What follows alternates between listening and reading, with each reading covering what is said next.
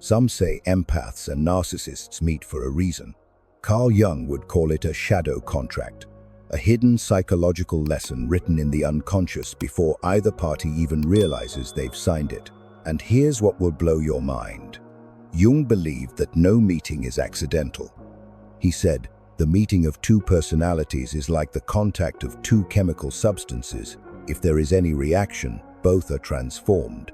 But when an empath meets a narcissist, the reaction isn't just chemical, it's karmic, archetypal, and devastatingly purposeful. Stay with me, because what I'm about to reveal will completely change how you view these painful relationships. This isn't just about toxic dynamics. This is about soul contracts, shadow agreements, and the hidden curriculum of human consciousness that Jung spent his lifetime decoding. The contract begins. Let's talk about how this shadow contract actually forms, because most people never see it happening. They think it's random. They think it's bad luck. They wonder, why does this keep happening to me? But Jung understood something profound about the unconscious mind. He said, until you make the unconscious conscious, it will direct your life, and you will call it fate. The empath and narcissist don't randomly collide. They're magnetically drawn together by unconscious agreements that were made long before they ever met. Here's how the contract begins. The empath brings healing energy. This isn't just metaphorical. Jung would say they carry what he called the wounded healer archetype. They've experienced their own pain, their own trauma, their own darkness. And instead of becoming bitter, they transform that pain into compassion. They became someone who can hold space for suffering, who can see past the surface, who believes in the possibility of transformation. The narcissist brings hidden wounds. They're operating from what Jung identified as the fragmented self, someone whose authentic identity was shattered, usually in childhood, and was replaced with an elaborate defense system. Behind the charm, the arrogance, the manipulation, there's a wound so deep they've built their entire personality structure to avoid feeling it. When these two energies meet, something activates. Jung called this constellation when an archetype becomes activated in the psyche. It's like two puzzle pieces clicking together, except the picture they form is one of mutual wounding and potential mutual healing. They activate each other's shadows, and this is where the contract really begins. For the empath, the narcissist activates their shadow around worthiness. The narcissist's conditional love, intermittent reinforcement, and emotional unavailability trigger the empath's deepest fear. Maybe I'm not enough. Maybe if I try harder, give more, love better, I'll finally be worthy. This isn't logical. This is shadow material, the unconscious belief system the empath has been carrying, maybe since childhood. Jung would say the narcissist isn't creating this wound. They're revealing it. They're holding up a mirror to the parts of the empath that never learned they were worthy just for existing. For the narcissist, the empath activates their shadow around vulnerability. The empath's genuine emotions, authentic connection, and unconditional acceptance terrify them because they show them everything they've disowned. The narcissist looks at the empath and sees what they could have been if they hadn't armored themselves so completely. But here's the twist Jung understood. Both are terrified of what the other represents. The empath fears the narcissist's emotional unavailability because it mirrors their own fear of abandonment. The narcissist fears the empath's emotional availability because it mirrors their own fear of being truly seen. This is the shadow contract. Unconscious calls to unconscious. Wound speaks to wound. And both have entered an agreement neither of them consciously understands. I will trigger your deepest unhealed trauma, and you will trigger mine until one of us wakes up. Jung said, everything that irritates us about others can lead us to an understanding of ourselves. The empath-narcissist dynamic is this principle in its most intense form. They aren't just irritating each other. They're activating the exact wounds that need to be healed for either of them to become whole. The contract is signed, and neither of them knows what they've agreed to yet. The lesson for the empath. Now we get to the heart of why this contract exists. Because Jung believed that every painful experience carries a lesson not in a punishing way, but in an evolutionary way. The psyche is always moving toward wholeness, toward what he called individuation. And sometimes the path to wholeness requires walking through fire. For the empath, this relationship becomes their initiation into selfhood. And the lessons are brutal but necessary. The empath learns self-worth. This is the first and perhaps most crucial lesson written into the contract. Jung said, "The privilege of a lifetime is to become who you truly are." But the empath has spent their life becoming what others need them to be. They've learned to shapeshift, to accommodate, to suppress their own needs in service of others' comfort. They've equated their value with their usefulness. The narcissist, through their constant devaluation and withholding, forces the empath to confront a devastating question. If my love, my effort, my sacrifice isn't enough for this person, then what is my worth based on? This is the breaking point where the real lesson begins. The empath must eventually realize that their worth was never dependent on external validation. Jung called this finding the self within, the recognition that you are whole and complete regardless of whether anyone else recognizes it. The narcissist's rejection becomes the empath's initiation, not because the rejection is deserved, but because it forces the empath to stop looking outside themselves for proof of their value. It's painful, but it's purposeful. The empath learns boundaries. Jung understood that boundaries aren't walls, they're definitions. They're the way we communicate where we end, and another person begins. But empaths often have what Jung called porous boundaries. They absorb other people's emotions, take on other people's problems, lose themselves in other people's needs. This usually started as a survival mechanism in childhood. Maybe they had to attune to a volatile parent. Maybe their emotional needs were consistently ignored, so they learned that being needed was the only way to be loved. The narcissist, through their constant boundary violations, teaches the empath where their limits actually are.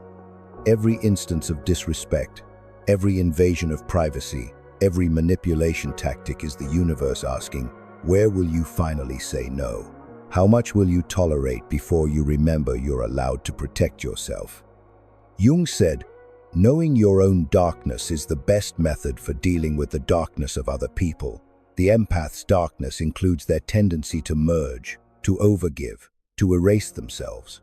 The narcissist forces them to see this pattern clearly and consciously choose something different. The empath learns discernment. This might be the most sophisticated lesson of all. Empaths often pride themselves on seeing the good in everyone, believing in people's potential, and offering chances for redemption. And these are beautiful qualities. Jung would call them expressions of the healer archetype, but in the shadow, these qualities become weapons of self-destruction. The narcissist teaches the empath the difference between compassion and enabling, between understanding someone's wounds and accepting their abuse, between seeing potential and denying reality. Jung called this differentiation, the ability to distinguish between what is and what you wish would be. Through repeated cycles of false promises and broken trust, the empath learns to trust their intuition over someone else's words. They learn that not everyone who is wounded wants to heal.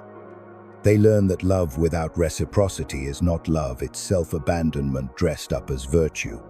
Jung said, the pendulum of the mind oscillates between sense and nonsense, not between right and wrong. The empath learns to trust what makes sense, rather than what they desperately want to be true. The empath learns emotional independence. This is perhaps the graduation lesson, the one that signals the contract is nearing completion. Empaths often tie their emotional state to other people's emotional states. If you're upset, I'm upset. If you're struggling, I must fix it. If you're unhappy, it's my job to make you happy. Jung would identify this as participation mystique, a merged state where clear psychological boundaries don't exist. The narcissist, through their emotional chaos, manipulation, and refusal to take responsibility, eventually exhausts the empath's capacity to manage someone else's internal world. At some point, the empath realizes, I cannot make this person happy. I cannot heal this person's wounds. I cannot think or feel for another adult human being. This realization is devastating and liberating in equal measure. Devastating because it means accepting powerlessness over someone they love. Liberating because it means reclaiming sovereignty over their own emotional experience. Jung called this individuation, becoming a separate, whole, self-contained individual. The empath finally understands they can have compassion for someone's struggles without taking ownership of them. They can love someone from a distance. They can release someone without releasing them with hatred. These lessons, self-worth, boundaries, discernment, emotional independence, this is the curriculum written into the shadow contract. The narcissist is the teacher the empath didn't want but desperately needed. The lesson for the narcissist. Now here's where it gets really interesting, and where Jung's perspective becomes crucial. Because the shadow contract isn't one-sided. The narcissist has lessons too. Whether they accept them or not, they're forced to face their deepest insecurities.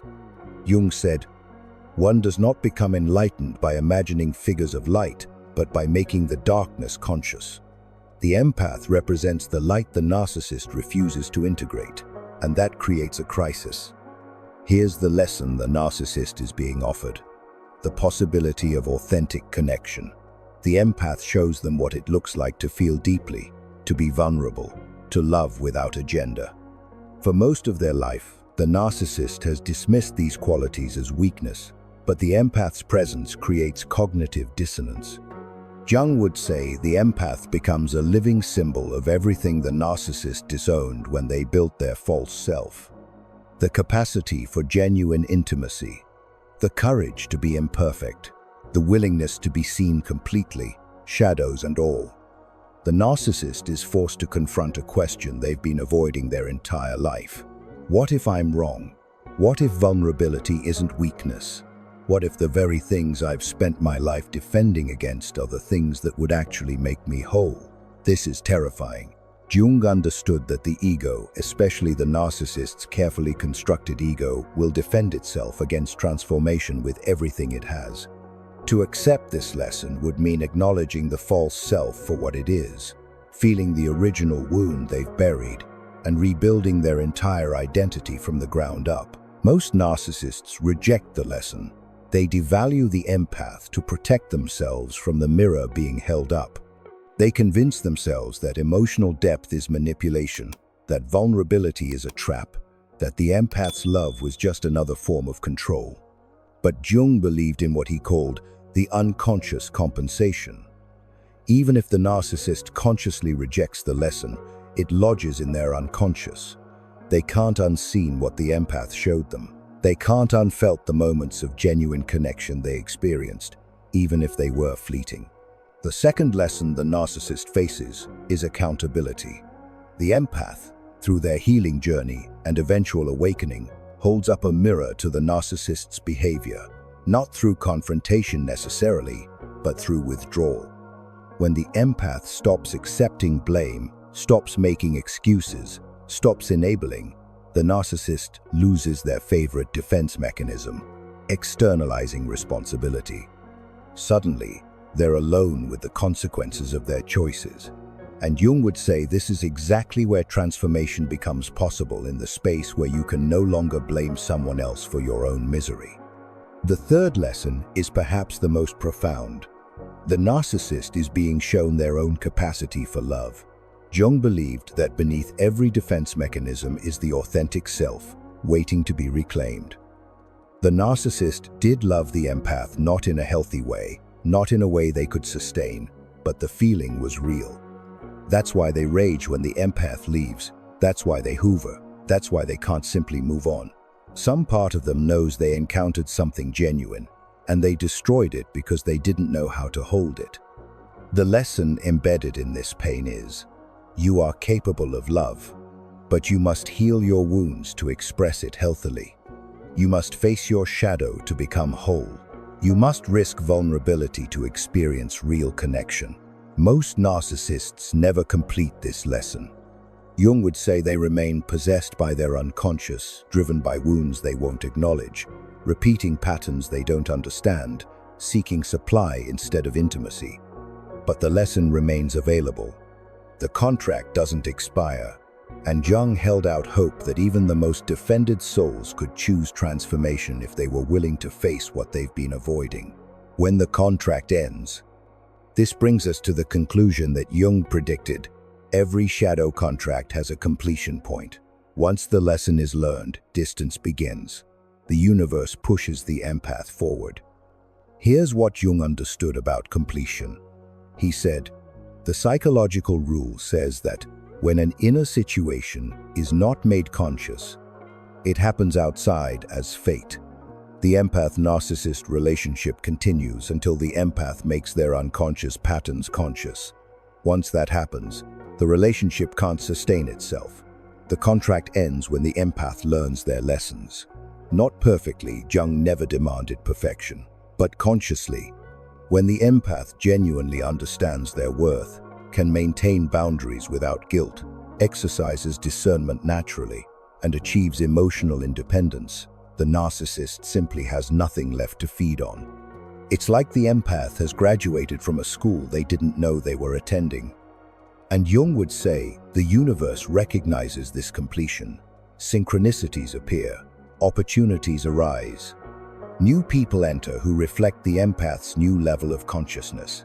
Doors that were closed suddenly open. This isn't magical thinking. Jung called it meaningful coincidence, when the inner transformation aligns with outer reality. The empath who's done their shadow work literally vibrates at a different frequency. They attract different experiences, different people, different possibilities. Distance becomes natural, not forced. The empath doesn't have to fight to stay away from the narcissist. They simply realize one day that they haven't thought about them in weeks. The pull is gone. The trauma bond has dissolved. What once felt like an unbreakable connection now feels like a strange dream from another lifetime. Jung would explain this as the transcendent function, the psyche's ability to move beyond polarities into a new state of being. The empath transcends the victim-savior dynamic and enters what Jung called individuation, becoming a complete, self-authored individual. For the narcissist, the contract ending is more complicated. Jung believed that sometimes the same lesson repeats across different relationships until it's finally learned.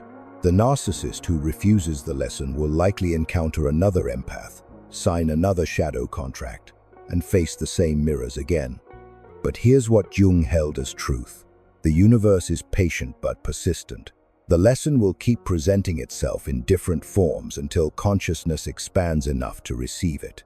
Some narcissists, faced with the pattern repeating, will eventually crack open. The pain of losing empath after empath, of watching the same destruction play out, of feeling increasingly empty despite all their conquests, this might finally become unbearable enough that they seek help. They enter therapy. They do their own shadow work. They begin the long journey toward integration.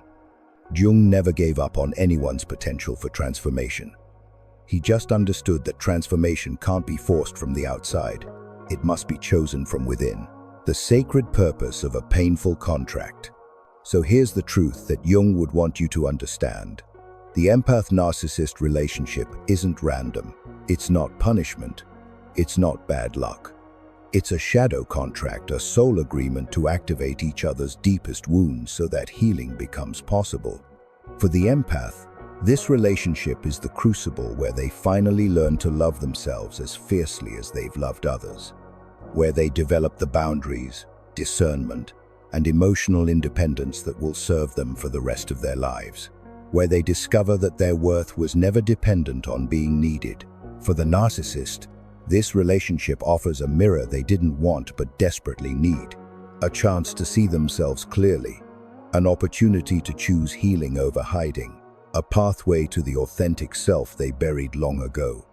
Jung said, "The privilege of a lifetime is to become who you truly are." Both the empath and the narcissist are being offered this privilege. The difference is in who accepts the invitation. If you're an empath recognizing yourself in this contract, understand, the pain was purposeful, the lessons were essential, and the moment you've learned what you needed to learn, the contract completes itself. You don't have to force anything.